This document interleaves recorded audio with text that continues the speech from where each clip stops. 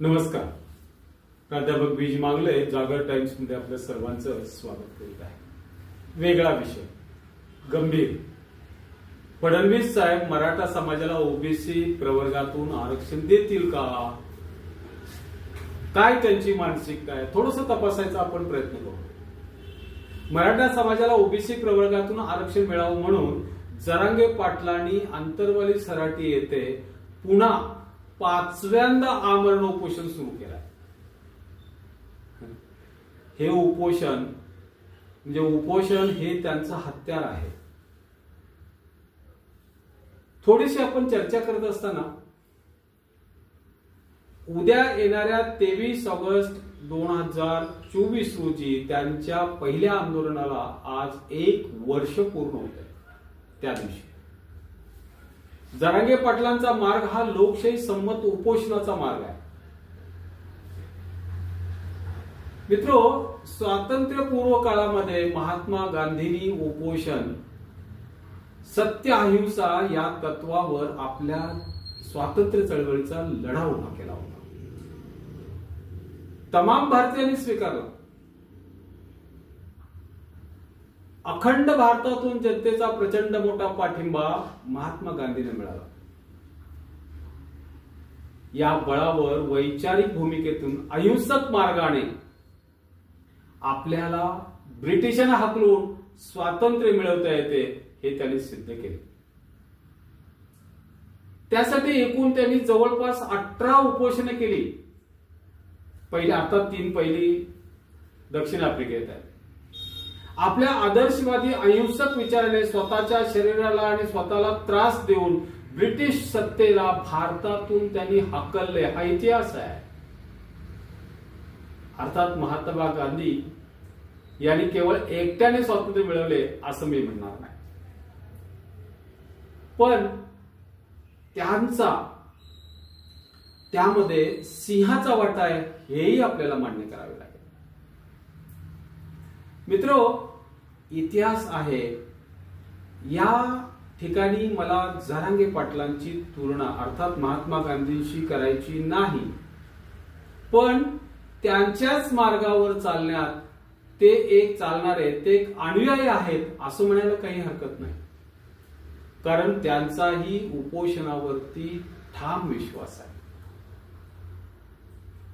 गांधीजींचा लढा परकीयांशी म्हणजे ब्रिटिशांशी होता, पण जरांगे पाटलांचा लढा हा आपल्याच देशातील सत्तेवरील भाजप या पक्षाशी आहे. थोडासा फरक आहे. आणि राज्यातील भाजपचे प्रमुख आहेत देवेंद्र फडणवीस साहेब. इथं मनोज जरांगे पाटील आपल्या 5व्या उपोषणाला आंतरवाली सराटी येथे बसलेले आहेत. आता त्यांचं शरीर त्यांना उपोषण करून साथ देत नाही आहे आणि अशा परिस्थितीने अत्यंत कठोर असे उपोषण त्यांनी आरंभले.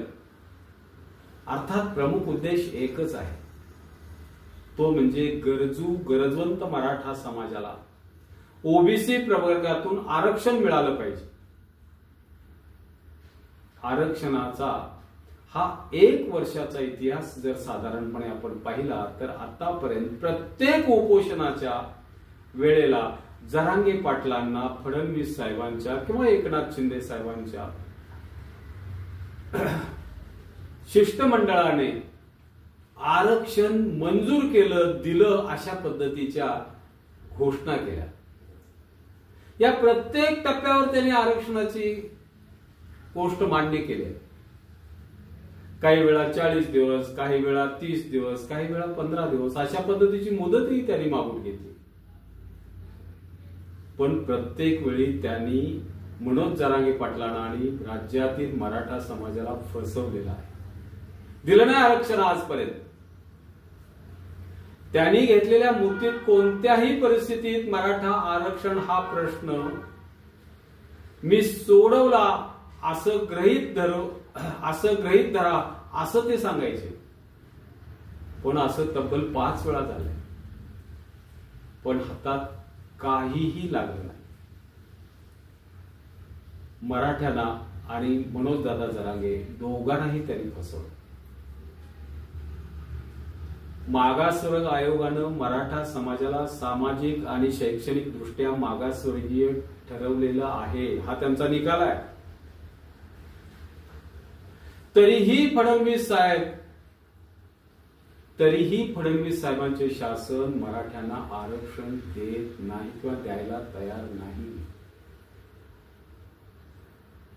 त्यासाठी त्यांनी बुद्धिभेद चालवलाय, तो म्हणजे ओबीसी आरक्षणाला धक्का न लावता मी मराठा समाजाला शाश्वत स्वरूपाचं आरक्षण देईन असं म्हणत ओबीसी नेतृत्वाला उठून उभा केलं आणि त्यांनी आता राज्यभर आंदोलन सुरू केलं. मराठा आरक्षणामुळे धनगर आरक्षणाला काहीही बाधा येत नाही, तरीही धनगर समाजातील काही नेत्यांना त्यांनी टोकाची भूमिका मराठ्यांच्या विरोधात घ्यायला लावलेली आहे. हे सगळं मनोजदादा जरांगेंनी जाहीर केलं. हे केवळ फडणवीस साहेबांच्या सांगण्यावरून त्यांच्या बगलबच्च्यांनी सुरू केलेलं मराठा समाजाच्या विरोधातलं आंदोलन आहे. अर्थात त्याच्यात मराठा सुद्धा आहेत, म्हणजे मराठा समाजाच्या आरक्षणासाठी लढाईमध्ये भाजपमधले मराठे त्यांना विरोध करतायत, मराठ्यांना आरक्षणाला विरोध करतायत. गंमत आहे की नाही बघा. फडणवीस साहेबांनी प्रत्यक्षात जे दिलंय ते 10% आरक्षण बेकायदेशीर घटनाबाह्य आहे, ते 50%च्या वरचं आहे. आणि तरीही ते सगळ्या मराठा समाजाला समजून सांगतात की हे टिकणारं आरक्षण आहे, हे शाश्वत आहे, हे असं होईल तसं होईल. पण आता मराठा समाज फसणार नाही. फडणवीस साहेब, तुमच्या बोलण्यावरती फारसा विश्वास कुणाला नाही राहिला. तुम्ही दिलेल्या 10% आरक्षणावरती मराठा समाज खुश नाही, त्यांनी कोणत्याही प्रकारची प्रतिक्रिया व्यक्त केली नाही. अगदी काहीच दिवसापूर्वी बिहार राज्यातील 50%च्या वर दिलेले नितीश कुमार शासनाने दिलेले जे आरक्षण होतं ते तिथल्या हायकोर्टानं बेकायदेशीर ठरवलं, हे तुम्ही पाहायला पाहिजे होतं. ही डोळ्यात देखत घडलेली घटना आहे, तरी देखील 50%च्या वरील आरक्षणाला फडणवीस साहेब तुम्ही चिकटून बसले. हेतू एकच आहे की मराठा समाजाला हे आरक्षण देऊ नये, द्यायचं नाही. तुमच्यावर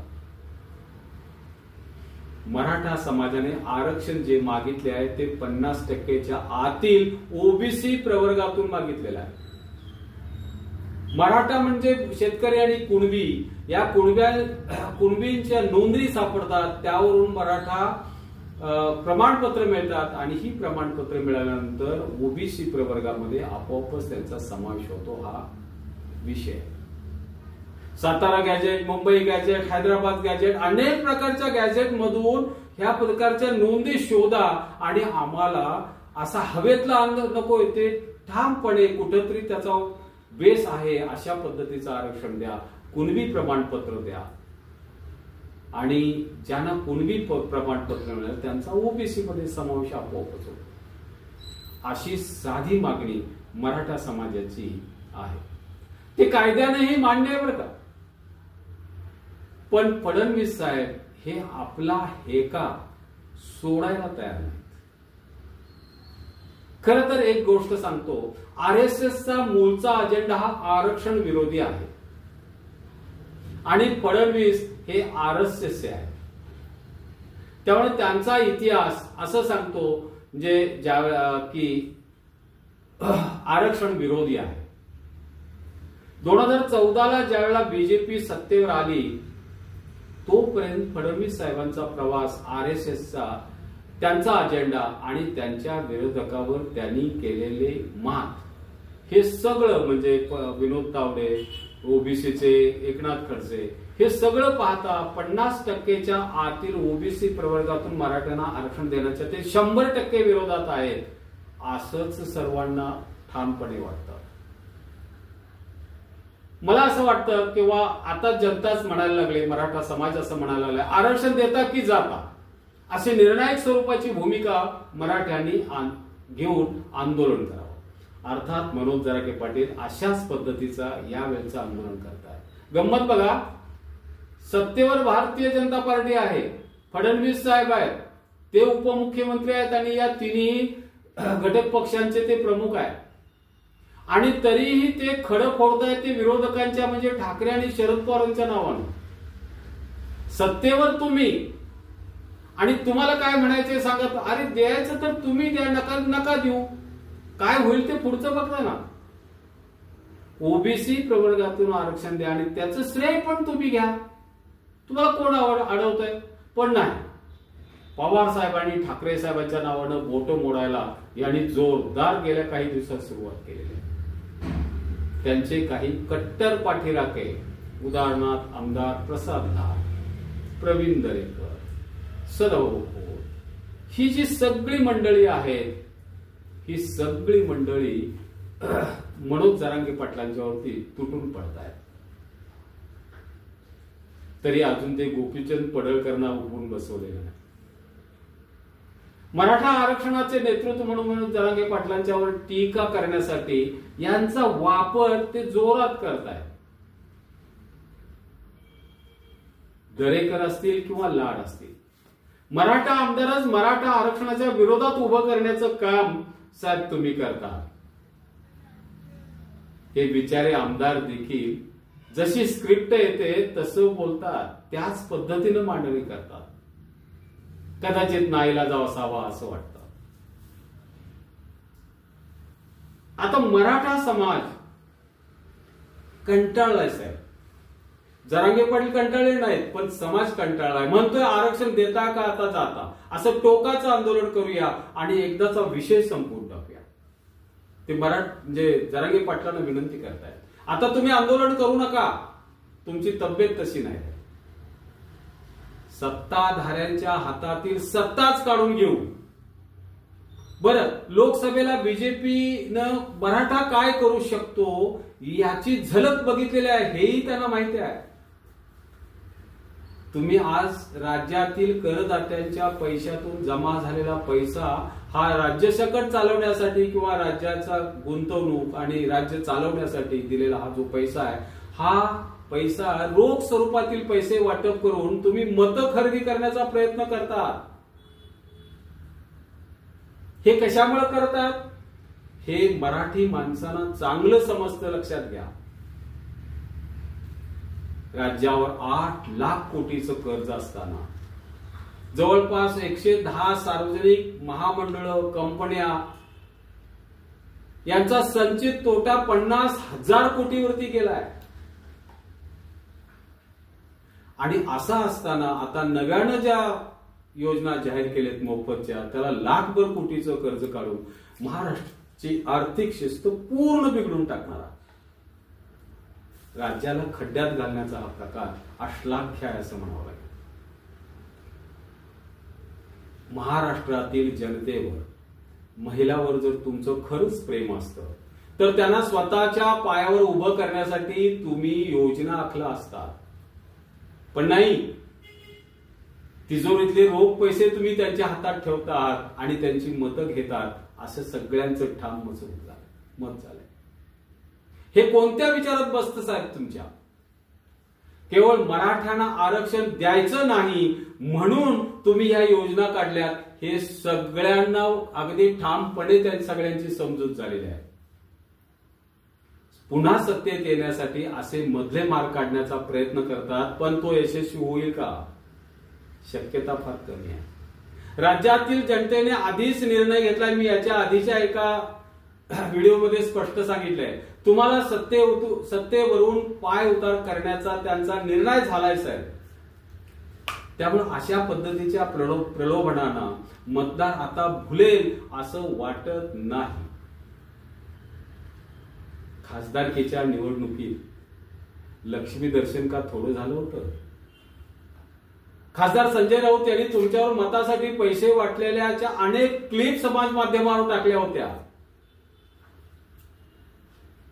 आम्ही त्या पाहिल्या आहेत. कदाचित त्याच मार्गाने पुन्हा जायचा प्रयत्न कराल आणि त्या मार्गे पुन्हा सत्तेवर येऊ असं म्हणाल, पण ते आता शक्य नाही. तुम्हाला बहुतांशी जनतेनं पुरतं ओळखलेलं आहे, तुमचा उद्देश स्पष्ट आहे, तो ओळखला आहे. तुम्हाला आता महायुतीला मत द्यायचं नाही अशा पद्धतीची या राज्यातील मराठा समाजाची ठाम समजूत झाली आहे. त्यामुळं मराठा समाजाला आरक्षण देणं हे एकमेव गोष्ट तुमच्या हातात आहे असं मला म्हणायचं. आणि तशाच पद्धतीची भूमिका मनोज जरांगे पाटलांनी घेतली. जर त्यांना मराठ्यांना तुम्ही आरक्षण दिलं तर निश्चितपणे हे मराठे तुम्हाला खांद्यावर घेऊन नाचतील साहेब. अर्थात या सगळ्या जगच्या गोष्टी. एकंदरीत मराठा समाजाची मागणी हा महत्वाचा इश्यू विधानसभेला असणार आहे हे निश्चित आहे. धन्यवाद. माझा हा व्हिडिओ आपल्याला कसा वाटला हे कमेंट करून सांगा आणि लाईक, शेअर आणि सबस्क्राईब करा. नमस्कार.